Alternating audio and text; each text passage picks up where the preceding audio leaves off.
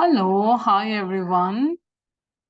I am Dr. Preety Shah. I am the co-founder of Healing Harmony Homeopathy and More Clinic.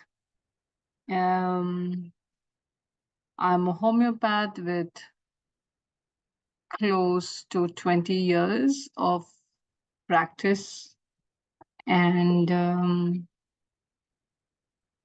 homeopathy seems to be very popular amongst children. Uh, because there are no injections, there are no bitter medicines, they're just sweet pills.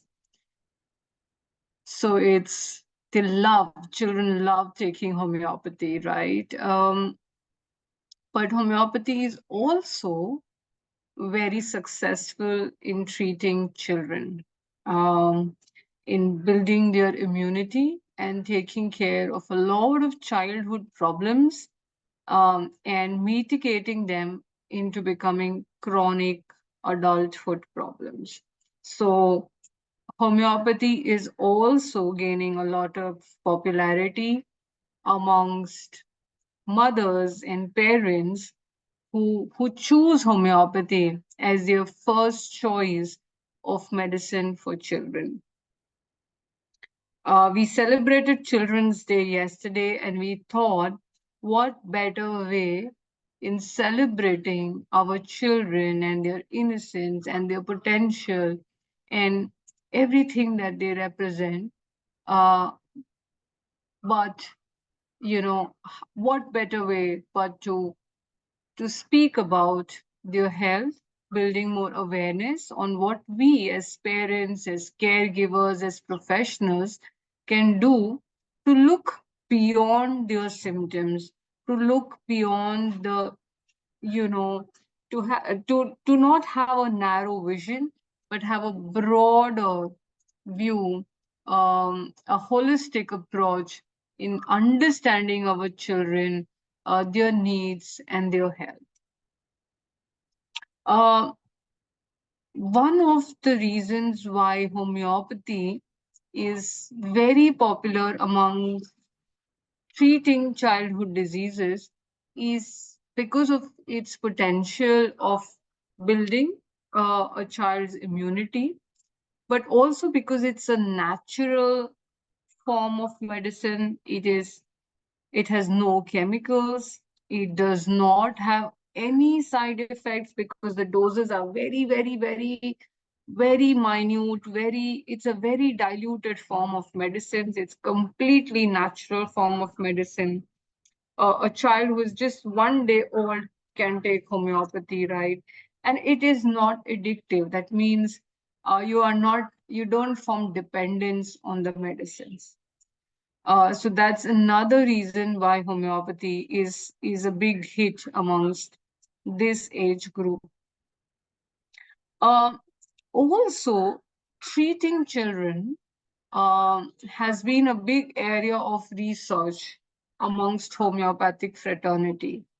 And I am just recalling one research paper that was published very recently, where homeopathy was given to children, and there were two arms of that research, right? So one, children received standard of care. That means they were given the care as per the standard, form of treatment. So if they needed antibiotics, they were given. Whatever was needed was given. And another arm of children was given the standard of care, um, and also homeopathy. Yeah, so there was a homeopathic arm. These children were given homeopathy as the first form of medicines, but if symptoms increased, if disease progressed, they were, of course, given standard of care. So if there was need for antibiotics, if something worsened, something needed hospitalization, everything, they were not devoid of the standard of care treatment management. And after several months, years of this observation, in this research, it was observed that children in the arm of homeopathy were much healthier, they received lesser antibiotics, they felt less sick, they also did miss school less often. Which is another good proof. A lot of these children were infants, that means they were babies who couldn't speak. Um, and this is important. Why? Because a lot of times homeopathy gets questioned or doubted as a treatment which is placebo like. That means it's just sugar pills, it's a faith medicines, there's no real science behind it. But babies don't lie, right? So they cannot have a faith on a homeopath. So if babies are getting better, there's a lot of proof, a lot of confidence that one has that yes, homeopathy works. It's not a placebo science. So, anyways, with that background, I want to go ahead and get started. I'm going to touch upon some common illnesses that we see in children. And then from there, we talk about what's the role of homeopathy, what are the other modes of treatment as parents, as caregivers, one must be aware of, right? So we'll do that. I also have Dr. Prajakta with me here. So hi Prajakta, and at any point in time you want to kind of add something, please feel free to do that. Okay. So I'm sharing my screen, and what we're going to do is talk about some of these common illnesses, colds, coughs, fevers, stomach problems, allergies, skin rashes, behavioral disorders, and neurodevelopmental disorders. We're going to try and touch some of these aspects, what they are and what homeopathy can do. So now what happens is one must remember that it is a modern age myth that illnesses are our enemies. Childhood illnesses especially give our immune system an opportunity to develop strength and resistance. Yeah. There is a hypothesis called as hygiene hypothesis. What does it really mean? It basically means there was a lot of research done, and the outcome was that children who are less exposed to allergens, to microbes, to bacteria, to viruses, so super clean environment, they are not exposed to all these germs, they have a tendency to develop more allergies, they have a tendency to develop more autoimmune disorders. And one of the factors why this could be is because, ordinarily one would feel that everything is neat and tidy, there are no germs, that means better health, that means, good hygiene. So, much better results. But the study was eye-opening that why is this happening? Why do children who are less exposed to germs have more tendency to develop allergies? It's because your immune system is not exposed to germs. Your immune system doesn't have practice to fight bacteria and viruses. Yeah, and lack of practice means what? Yeah, so lack of opportunity to develop strength and resistance. So the idea is children who are exposed to different childhood illnesses, their immune systems are more developed. And if they get help and support through healthy diet, through good exposure to sunlight, to good exposure to exercises, movement, good exposure to healthy sleep habits, then what happens is they are able to fight diseases better, and they grow into what do you say, more physically, mentally, emotionally healthy children. Now, everything has to be in balance, right? So we are not saying that, oh, make your child sick. Of course, if your child is falling recurrently sick, that means there's some problem in the immune system. The immunity needs support, and homeopathy can do that very well by not just suppressing the symptoms, by supporting the immune system. Then we allow the immune system to fight, to develop, become strengthened. Yeah. So not suppress the immunity through, let's say, antibiotics or, fever medicines, etc. So not just take care of the current symptoms, but break the cycle of recurrent infections. Okay.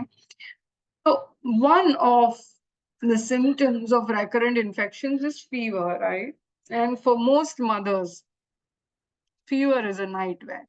Yeah, I mean, the amount of calls that our clinic gets because mothers are panicking. Oh my God, my child has a fever. What do I do? Should I give a crocin? Can I give a paracetamol or dolo, etc., etc.? But fever, my friends, is a good sign. Um, fever is an indication that your body's immune system is fighting. It's fighting the allergen, it's fighting the microbe, it's fighting the bacteria or virus. Yeah. So all fevers are not necessarily bad. In fact, fever is a sign that your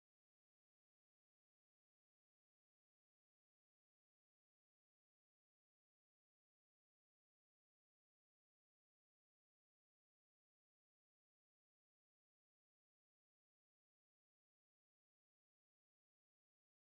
fighting against yeah. So our average body temperature in Fahrenheit is 98.4.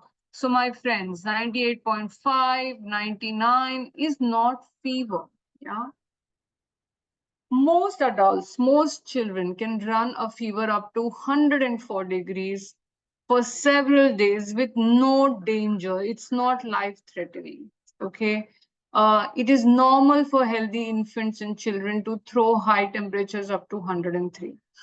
So when the temperature is 99 and when the temperature is 100 and you are very eager to suppress this fever, what happens is the environment which is conducive for this fight against the germs, you are taking away that environment, which means the bacteria or the virus has an environment in which they can flourish rather than they getting diminished, right?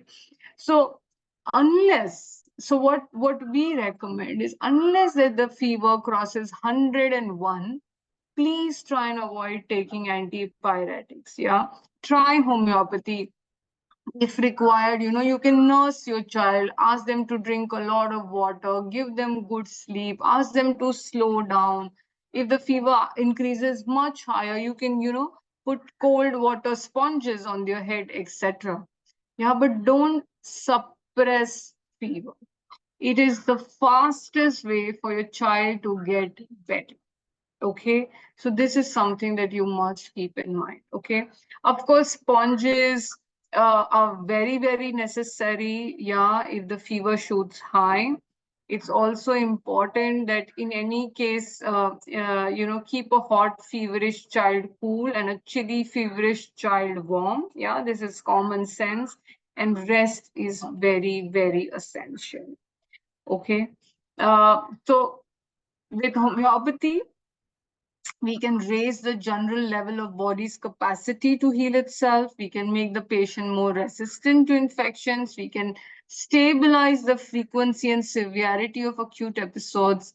So we can kind of take care of the incident holistically rather than just treating symptomatically each time. Prajakta, anything that you wanted to add about fevers at this stage before I move forward? Yeah, and it's also important to understand the energy levels of the child. So it just doesn't depend on the reading on the thermometer, but how the child copes up with it. If his energy is good, his appetite is good, but he's having a fever, it doesn't mean that we have to give medicine and suppress it. So I think that understanding and that observation as a parent is also important rather than just suppressing it with the medicines. Yeah. Actually, that's a very good point Prajakta adds, is that you need to look at the child holistically. If all his activities, his generals are good, he's having a good appetite, and only is having a short spike of fever, don't panic. There is no need to panic here, right? Don't run to get your crocin and your dolo. Don't go running to an antibiotic. That's the worst thing you could do at that stage in time, right? Okay. Let's proceed a little further. The next item that I wanted to touch upon today was about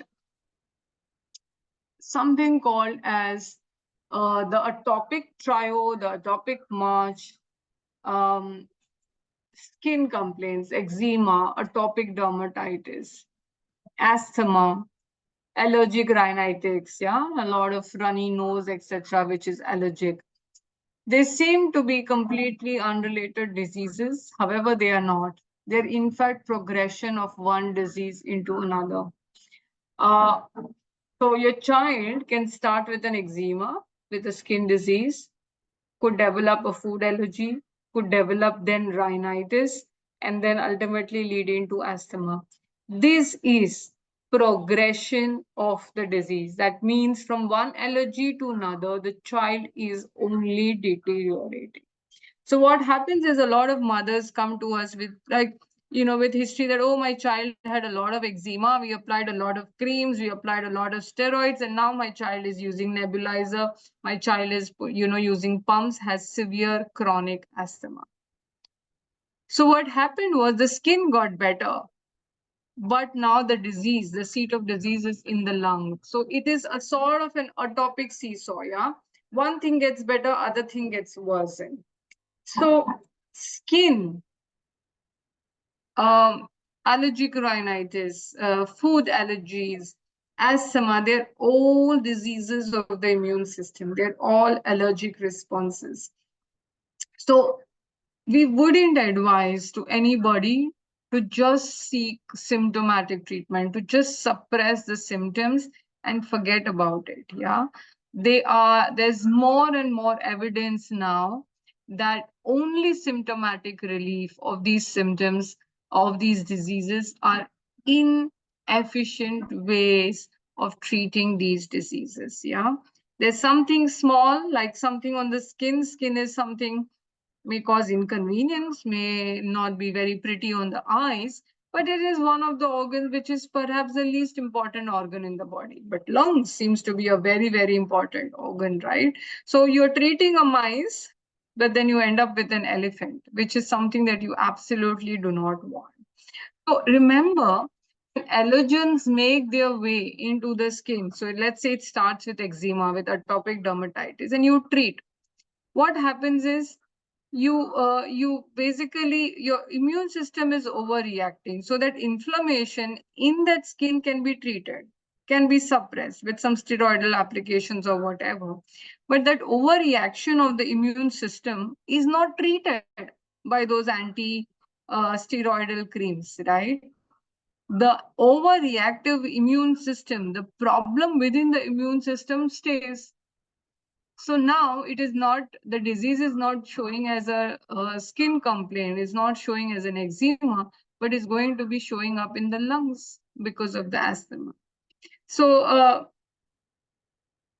use more holistic approaches.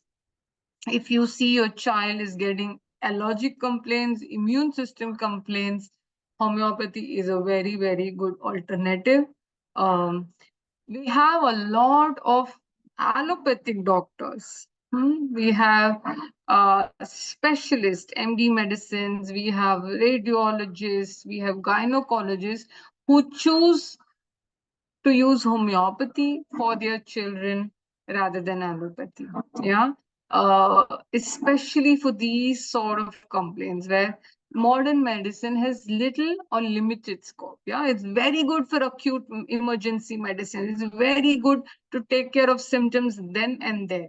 There is no two way about it. The diagnosis excellent, the emergency medicine excellent, but for chronic immune system complaints, chronic hormonal complaints, there is very limited scope. Yeah, it's mostly symptomatic, and that's where homeopathy can help your child.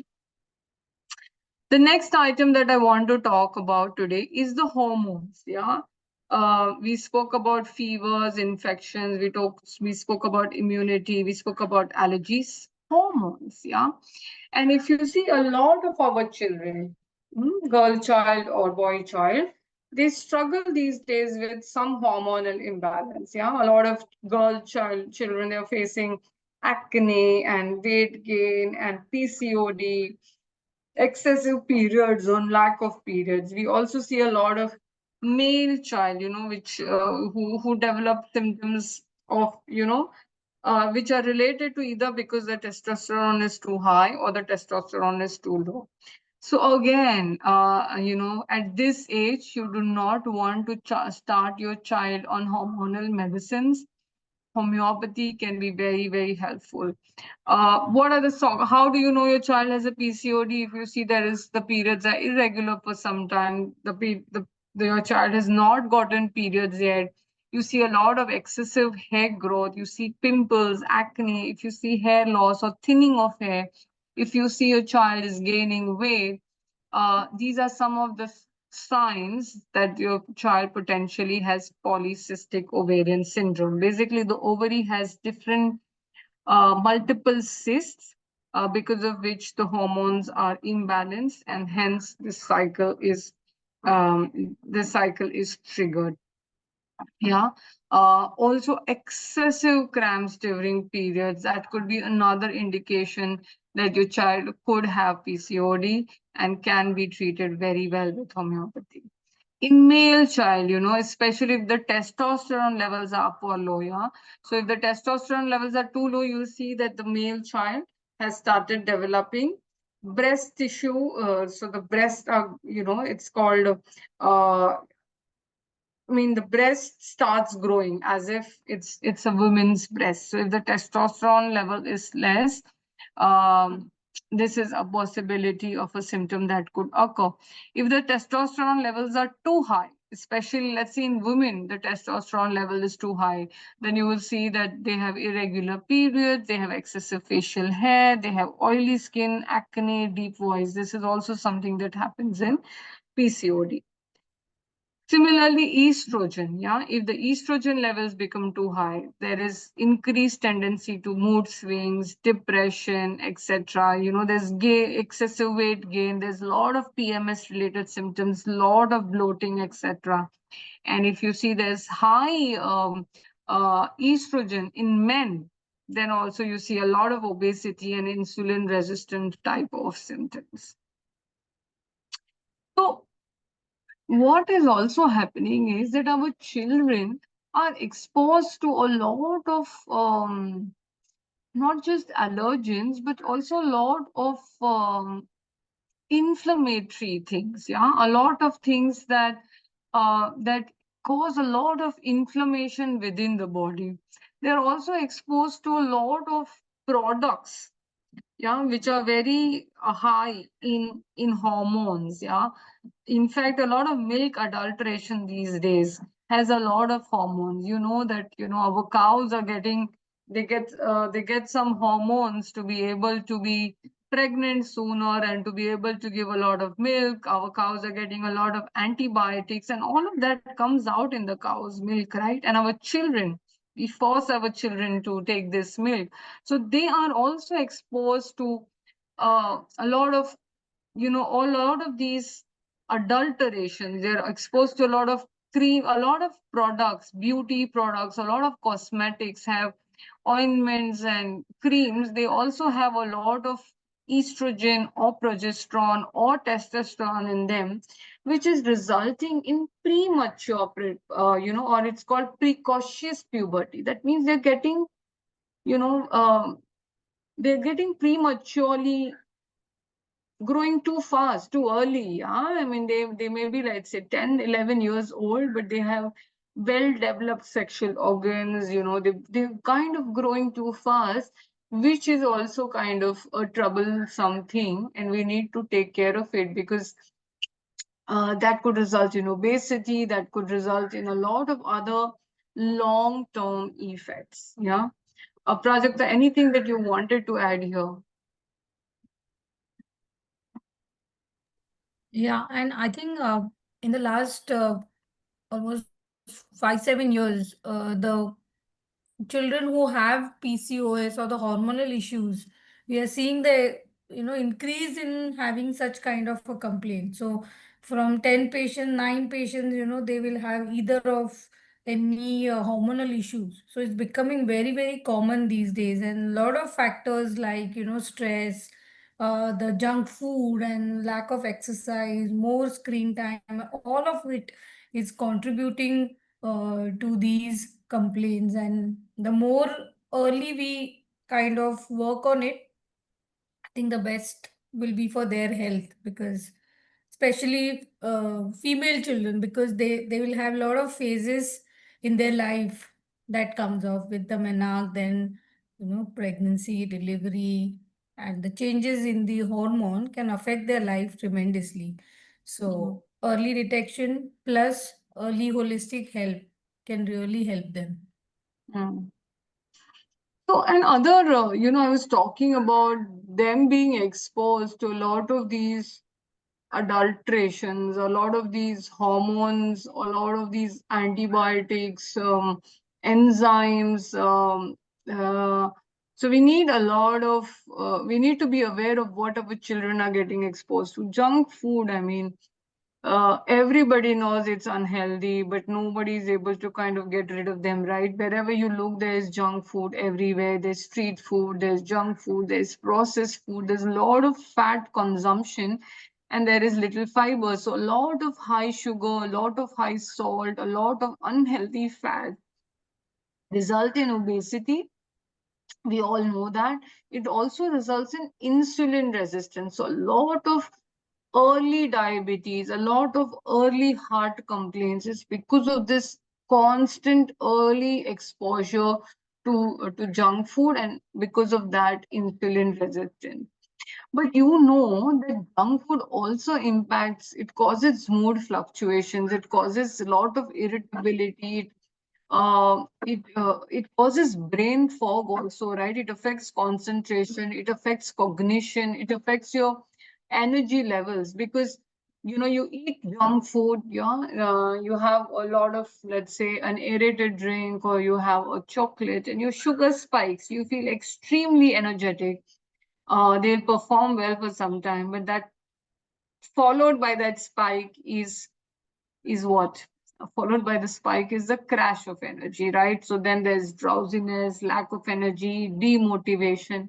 So a lot of mood swings, is because of this exposure to junk food. So as adults, as caregivers, as parents, the more we are able to delay the exposure to junk food, the more we are able to encourage whole food, healthy eating to our children, the better it is going to be for them. Okay. Um, then I wanted to speak a little bit about some of the behavioral and neurodevelopmental disorders that children these days focus upon. We speak a little less about them, but today I just wanted to also bring some awareness, some focus, some highlight to this. So, a lot of our children are facing learning disorders. They have issues with focus, with concentration, with hyperactivity, attention deficit. Some struggle with confidence, self-worth, stammering, social phobia, lot of anxiety, lot of peer pressure, bedwetting, thumb sucking, nail biting. A lot of children are also attracted to pica, eating, things which they're not supposed to be eating. Kleptomania could be one of the things. So they have a tendency to lie, they have a tendency to steal, they have temper tantrums. So a lot of this, and of course we have the autism spectrum. All of these are on a rise these days, and what I want to highlight is, in such behavioral disorders, there is no definitive answer. Yeah, there is no definitive answers uh, that allopathy has, modern medicine has. So I really encourage all of you to think about homeopathy, try homeopathy, especially if your child is facing any behavioral tantrums. Okay. A lot of times the diagnosis of these diseases get delayed. So, just as parents, some warning signs for you to be aware of that my child could potentially have an attention deficit hyperactive disorder. Could be that your child is often angry, often resentful, has frequent tantrums and arguments, is, damaging property, throwing things, has low attention, is very hyperactive. It's very difficult for him to focus, very difficult for him to have a conversation, is doing things that could be attention seeking. These are some of the warning signs. If you see repetitive, constant, consistent symptoms like this, you should take your child to a pediatrician, a developmental pediatrician, or also to a psychiatrist to be able to diagnose this. Again, some of these allopathic medicines for these behavioral disorders are too strong, too heavy. Also, again, symptomatic. When the symptoms are very severe, perhaps maybe you need the support of them, but otherwise, to baseline them, to be able to find a permanent solution to them, homeopathy is very, very helpful. Yeah. So, if the child is having difficulty in reading, writing, language processing, if the child has difficult motor coordination, if there is, let's say, difficult IQ in a particular subject or a particular item, all of these learning disorders, neurodevelopmental disorders, generally start in a very early age, will impact behavior, will impact learning, will impact communication, will impact social skills. These are very, very well treated and supported by homeopathy. Okay, there's that my husband who's trying to hide from the video, but that's how our webinars are, right? So the next thing that I wanted to also speak about is the challenges our children face as they grow up, from being children to becoming teenagers. Yeah. Uh, there is a lot that's going on. Yeah, there's peer pressure, there's academic pressure, there is anxiety, there's fear of failure. So there's a lot. I mean, they live in a different world than what you and I perhaps lived 20 years, 30 years, 40 years back. Right? The stress levels. Yeah. I mean, these days I hear the children, they don't go to junior college. Yeah. They're going to tuitions to prepare for their entrance exam. So they're missing college. They're missing junior college altogether, studying for these super high competitive exams to get entrance into the medical school that they want to. So there is a lot of pressure around them. And this can result in intense emotional changes, mood changes, anxiety, confidence, depression, etc. As homeopaths, and as someone who's, I've done my fellowship in homeopathic psychiatry, I see a lot of these teenagers, and I know that how homeopathy can very holistically manage them. Of course, a good counselor is required for these children, but homeopathy, meditation, yoga, counseling, when combined, has a lot of good results for these children. Prajakta, anything that you thought you wanted to add on this piece, your experience with such disorders? Yeah. So I've experienced that recently in my own family, that my nephew, how he has gone through a lot of challenges when he was kind of giving preparing for the NEET exams, and the pressure that build up during that process, the societal pressure, the your own pressure to do good, or your own expectations from yourself, it kind of lead you to a very anxious and a very depressing state. And in that, you want to kind of uh, go beyond your capacity to do certain things, and which disrupts the balance in your own life, but also in your family life. But if there is a guidance, or if there is any mentoring for such students and the help if we can give, and we kind of understand our own children's capacity and their interest and work on that. I think that can make their career and their life more better. So I think as a parent, we should take up that role during this difficult time and growing age of the children.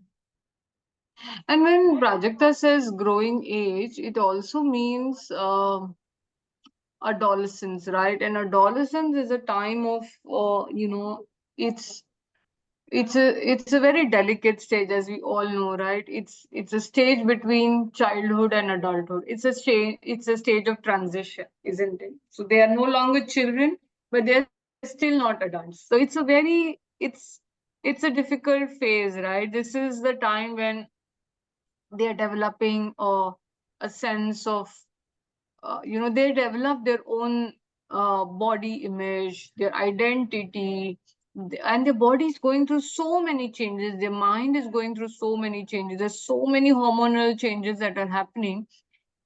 This stage of developing self identity, how they see themselves, how they see the world, so it's a turbulent time. So this is important for us to educate ourselves, also try and educate them, help them, support them, right? So body image is a big issue these days, yeah. And what they because it's not just about how they look at themselves physically, it plays a lot of role on their mind, right? So if they have a unhealthy relationship with how they look, a lot of that is stemmed by, what they see on the television, what they see on the social media, a lot of these unrealistic expectations.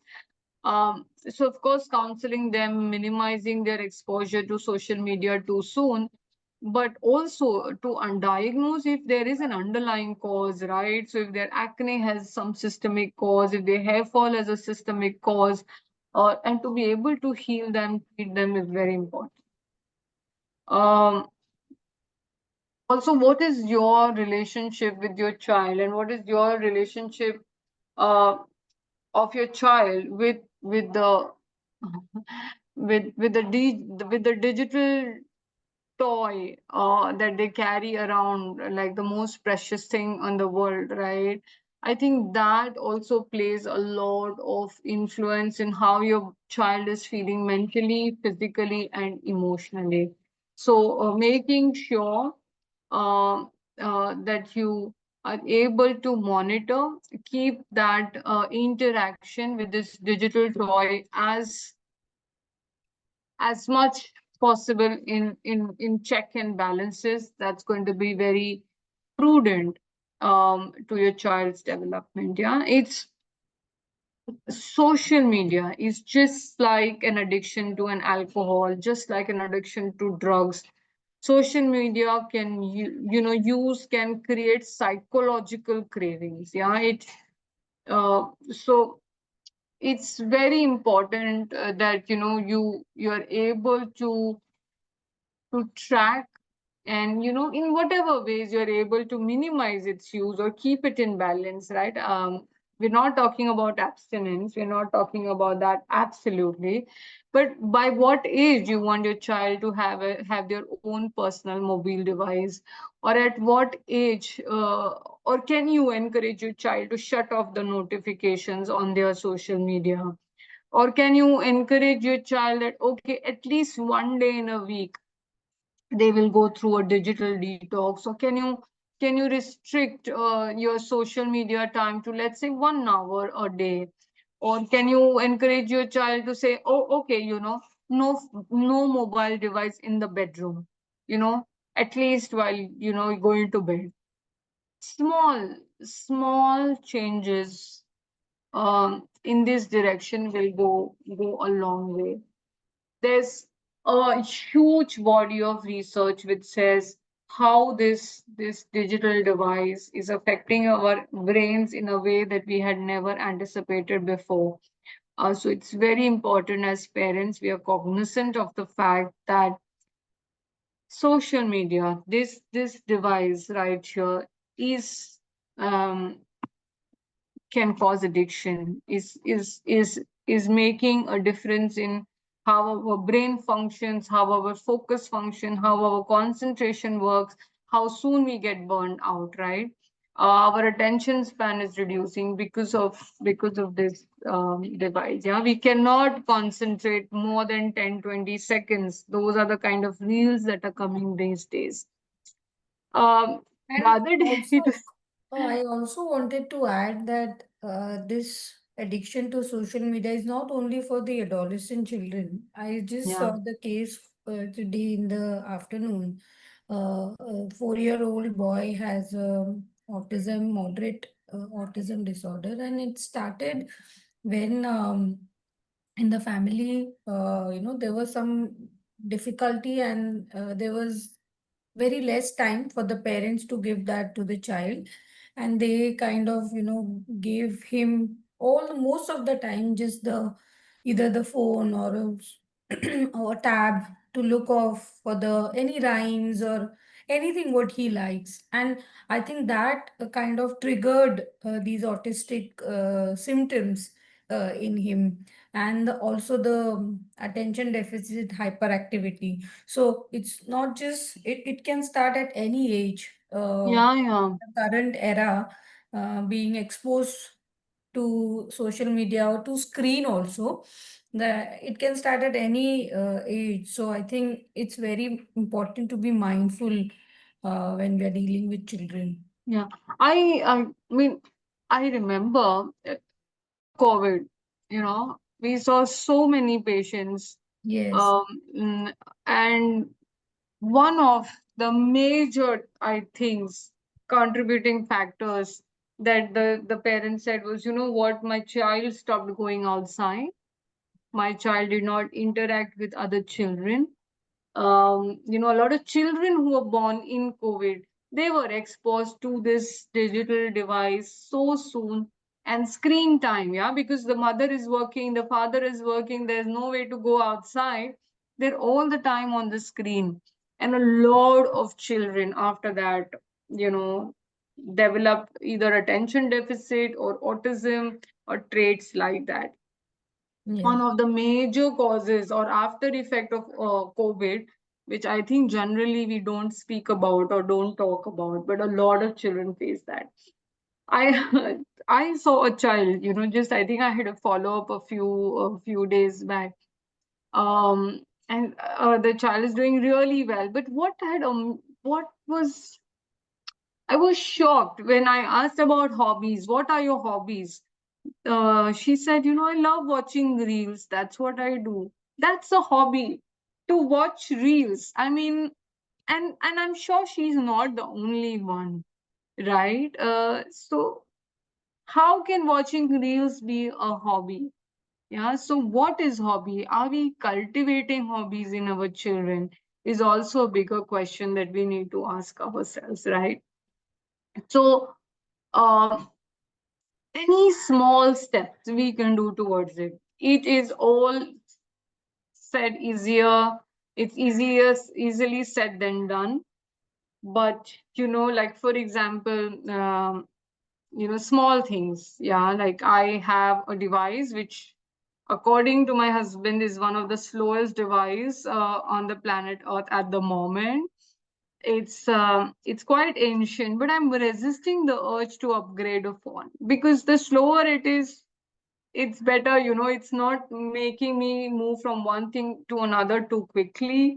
I'm also resisting the use of the phone more often, right? Because, well, it is slow. But you all don't have to be as inefficient as I am. But small things like just turning off the notifications on applications, or not using the mobile phone at a particular hour in the day, or keeping the phone outside the bedroom while sleeping, having one day of digital detox in the week, or let's say not having the phone on the dining table. Any such small steps are going to take you a long way. Right now, education is online, everything is done online, so I'm sure it's not, we're never going to get rid of it.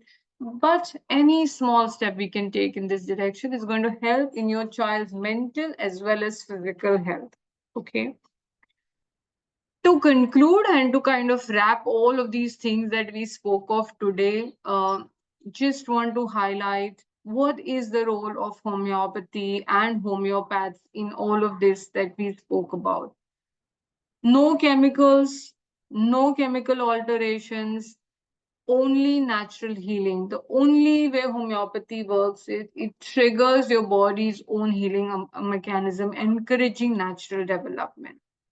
Homeopathy helps in body's immune system development, reduces recurrent infection. Basically, you're exposing. What we're doing is we're not saying that, you know what, I'm giving you a supplement. Oh, you know what, I'm going to go and kill your bacteria. No, I'm not going to do all that work for you with homeopathy. What homeopathy simply does is it helps, it supports, it triggers your body's own self healing mechanism. Yeah, it just supports that. So then your immune systems become stronger and stronger, and then that helps for your child to grow healthier and stronger. It helps in enhancing cognitive, emotional growth, understanding, focus, learning capacity, and of course, takes care of a lot of these psychological problems, improving overall holistic health for your child. Um, I wanted to share a few case examples. Um, this was just to kind of give you real life stories of what homeopathy can perhaps do. Yeah. So I want to share this story of this young child. I saw him first in 2019. He had atopic dermatitis. So you remember in one of the earlier slides, I spoke to you about the atopic dermatitis. Yeah. He also had a lot of stammering. You can barely understand him. Very slow, slurred speech. Yeah, I mean, he could barely form sentences. And then finally, you also had a lot of learning disability, a lot of social anxiety. He had stopped going to college. He was doing some private tutors, but that also he stopped abruptly, even after, the mother paying a big tuition fee for the same. And he'd become a complete recluse. He had stopped going out of the house, interacting with people. Of course, there was a lot of history, a strong history, a lot of childhood trauma, an alcoholic father, etc. And uh, in 2020, by 2023, his stammering was improved so much. He had started including indulging in a lot of creative activities. He was doing some course in film editing. His skin was better, his overall health was better. He started using, he said he went he goes out time and again. He used the Mumbai metro. He then I remember bumping into him in a movie theater. He went and attended some concert. I think it was Coldplay or whatever. So what I'm trying to say is this kind of change for a completely shut down child was impossible without homeopathy. Yeah, so he was using homeopathy. He was using counseling and no other medication, no psychiatric drugs, no steroids for his atopic dermatitis, only moisturizers, coconut oil, and things like that. Yeah, he did extreme. He's a completely different person. Yeah, only with homeopathy. Another story, this is again a teenage. She was in her 10th standard. The father brought her to us because she's not able to concentrate. She was not studying. She didn't care. It was her board exams. Yeah. And then she had a lot of acne. Lord, you see the pimples on the screen. Very severe acne. Very severe painful periods.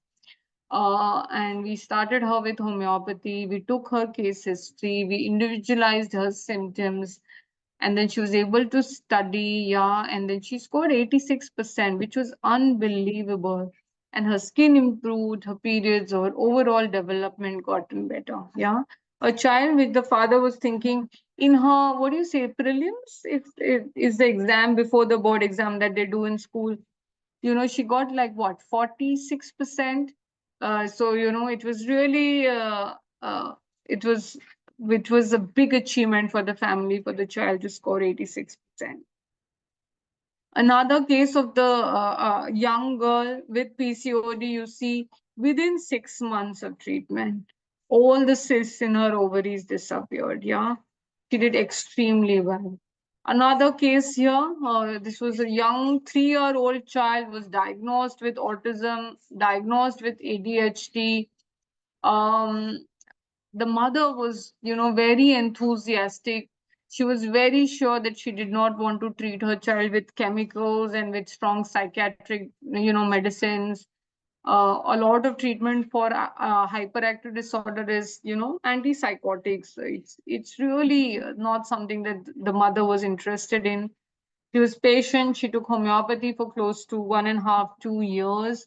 And overall, the child did well. I mean, we started treating the child when he was in his first grade. Now the child has cleared his seventh grade in 2023 with 78%. He's a teenager. He's in a regular school, doing extremely well. Yeah. So another example, autism, a 2-year-old child, and the mother says, this is what the mother says, that my daughter was diagnosed when she was 2 years old with autism spectrum, and with homeopathy. Um, she did extremely well.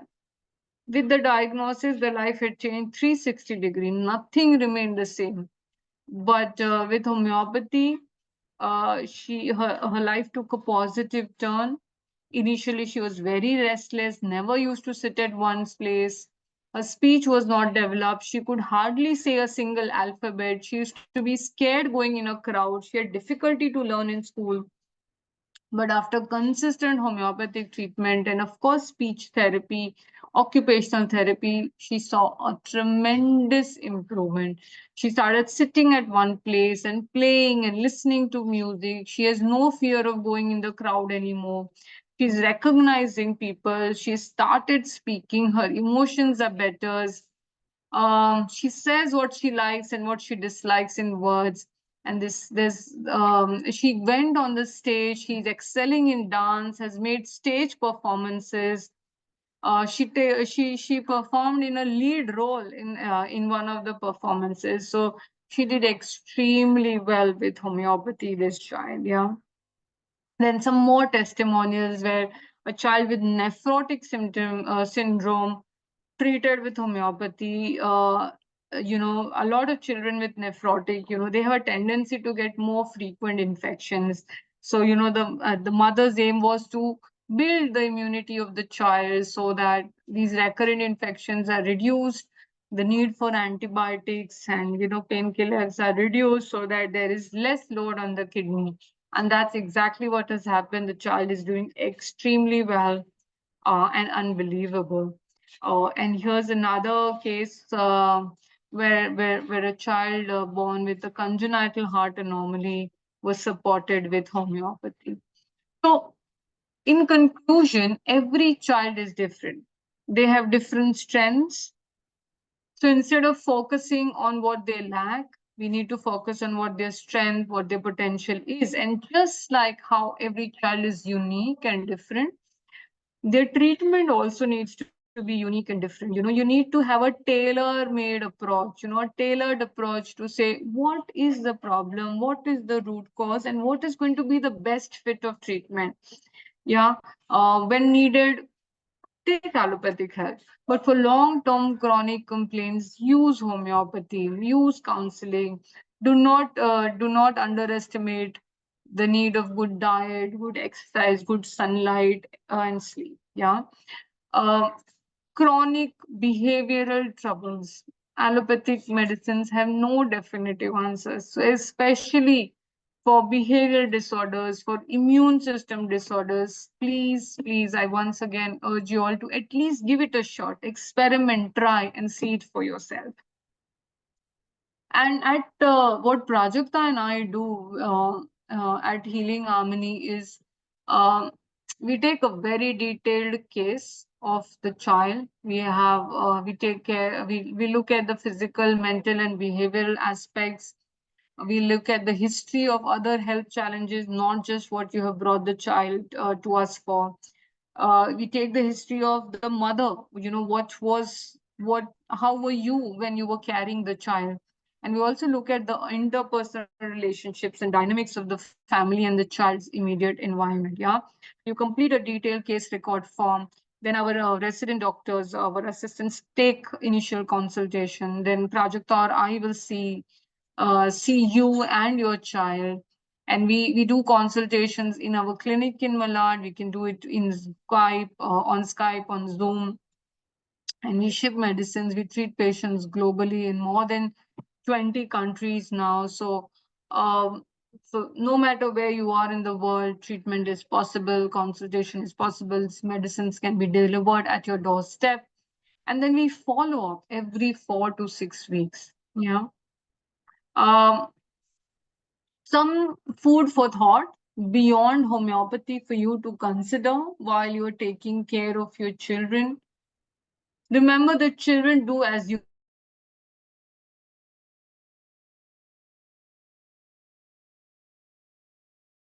not as efficient as for you to do, because for your child, you are the role model. So they will follow what you do energetically. You don't even have to say it. If you do particular things in a particular way, they are going to follow you. Yeah. So children will follow your doing more than your instructions. Okay. That's a food for thought. Another item for you to consider is to show your child how you feel. Be honest about them. Yeah, because this will help him or her to see his or her own feelings like a mirror. This is called empathy. Yeah, so it's very important for you to show your child how you feel. Don't often or always catch your child for being bad. Catch them for being good. Okay. While negative comments, criticisms, reprimands are essential, it's also important to at least give them some positive commands, some positive comments. Yeah. Praise them, encourage them. And the ratio has to be 6:1. Yeah. So they say for 6 positive commands, you can give 1 negative command. Try that, experiment with that. Another important tip for you as a parent could be to implement I hear you. Yeah, active listening is another tool for helping your children cope with emotions. Yeah, you don't need to always have an advice. You don't always need to give instructions. Just being there and actively listening to what they have to say can go a long way. Keep promises, stick to agreements. Yeah, so don't just say things for the heck of saying it. If you say something, follow it. Yeah. So stick to any agreements if you've told them, good or bad. If you told them that if they don't do this, you're going to punish them, follow it through. If you said that you're going to reward them, give them an ice cream, follow it through. Any promise that you keep deepens the trust and the relationship the child has with you. It could be a good promise or a bad promise, but keeping your word is essential. Another, common complaint that the parents come to us often is my child is constantly unhappy, constantly whining. Yeah, and then what happens is when they whine, they're asking for the same thing again and again. After a point, you just give in. Yeah. So it's what is happening is if you say no for something, no should mean no. So don't say no unless you don't mean it. You know what I mean? So if you're saying no, then stick to it. If you say that, okay, it's not that bad a thing for him to do, maybe I will give it if you do it like this, then say maybe. Yeah. So it's important if you give in often, you say no and you give in. You say no and you give in. This creates a cycle of child to become a whiner. Yeah, they will keep whining because they know the more they whine, at some point my mother or my father is going to budging or giving. Yeah. So I may get lucky again. So to break this cycle, you will need to be strong and you will require to use your words a little bit more. wisely. If you see a negative trait, or if you see a remark, if you want to remark something to your child, say it once and move on. Do not nag, do not drag, don't stretch that topic beyond a healthy limit. Okay. And what I also wanted to highlight is that I spoke about it in the beginning of our talk also, is that it is a new age myth that illness is a bad thing. So because we are all running in the rat race, we want our child to quickly get better, give medicine, pop some pills and go to work. Yeah. A lot of times we put our priorities of work or whatever in our child's health, right? But please remember that if the body is sick, if the child is nursing, sick, getting better, give the body the time to rest, to recover. Yeah. So for every viral, for every cold and cough, don't be in a hurry to give medicine. Yeah. Allow the body to rest, to recover, to heal itself. Sometimes slow healing is much, much better. Okay. Don't be in a lot of hurry to get better. Hmm? Uh, Childhood obesity is a big issue. A lot of problem of that is because you're using oil, you're using ghee, butter, animal products, lot of dairy and eggs. They all have fat, okay, but they don't have any fiber. Now, fiber is required for fat to be flushed out of the body. So if you're only having fat without any fiber, it's going to increase the amount of fat that is stored in our muscles. And the fat that is stored in our muscles causes insulin resistance, which is the root cause of diabetes and etc. etc. But in the fats also a lot of hormones, yeah, and which results in obesity and a lot of other troubles, yeah. So when you're having a lot of unhealthy fat without any fiber, or fat which has no fiber in its essence, right, like oil or ghee or butter or animal products, they don't essentially have fiber, no natural fiber, hence they are not good for your child's health. Okay. Plant-based food often has a lot of fiber. So let's say coconut milk has a lot of fat, okay, but it also has fiber. So it is not as bad as having a fat which is full of fiber. So be conscious of that. Also be conscious of the fact that all carbs are not bad. Sugar, honey, colas, chocolate, dairy, butter, all of that have they all have carbohydrates, but they peak into the energy levels in 15 to 30 minutes. So I was talking about this earlier, that the energy peaks and then it crashes. Yeah. So you try and give a lot more complex carbohydrates to your child. Yeah. So a lot of legumes, vegetables, fibers, fruits, or starchy carbohydrates, which are whole grains. And simple carbohydrates should be avoided or kept to the minimum. So more complex, less starchy, and very less simple carbohydrates. That is the kind of diet you want to promote for your child. Okay. And I spoke about this. Dairy has a lot of pesticides, antibiotics, adulterants, hormones.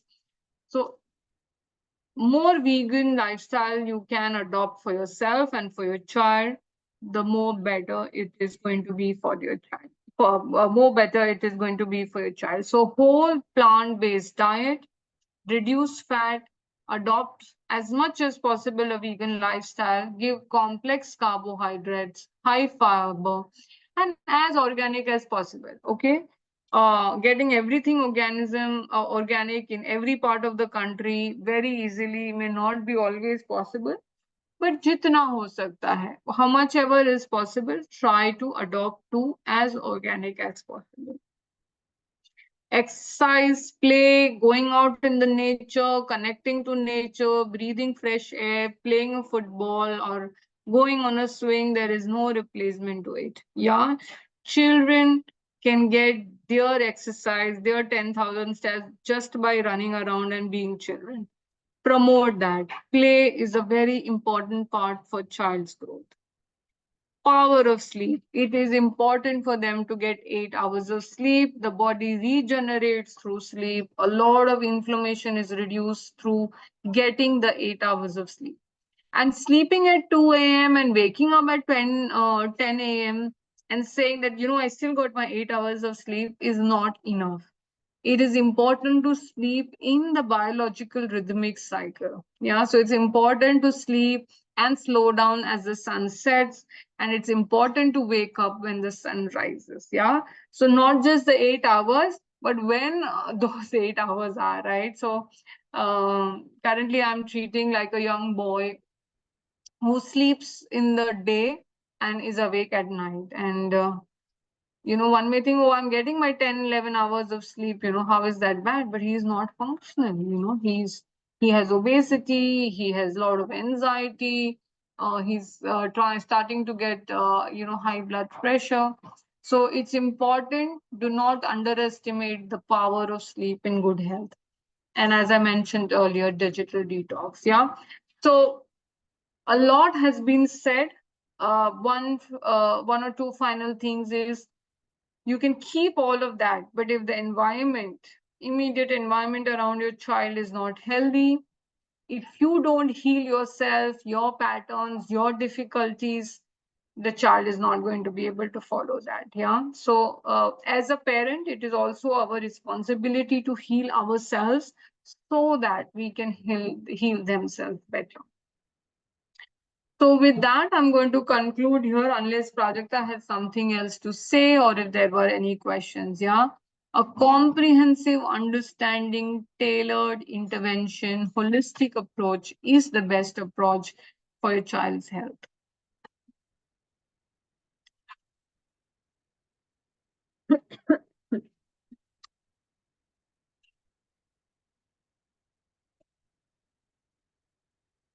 Anything, Prajakta? Last thoughts? No, I think it was just our effort to make others aware of what's happening currently and what are we seeing in our experience and how we can make our children's life more beautiful so that they will be happy in whatever they are doing. So it was our effort to do that. Correct. And as we're celebrating Children's Day and we're promoting awareness on children's health and what are the best possible options for you as parents, as caregivers, we're also having a free, what do you say, one-on-one consultation for parents. So if you have any questions, if you have any concerns for your child's health, please reach out to our clinic. You can email us at our email ID. You can go to our website www.healingharmony.in. I don't know if somebody can write it on the chat. Uh, you can also contact our clinic on the numbers that were provided to you. I think you received an email as well as a phone number. So reach out to us if there are any questions. Book your one-on-one consultation. It's absolutely free, and I'm sure this is going to help you tremendously. All right. With that, thank you so much, and speak to you soon. Bye. Bye bye.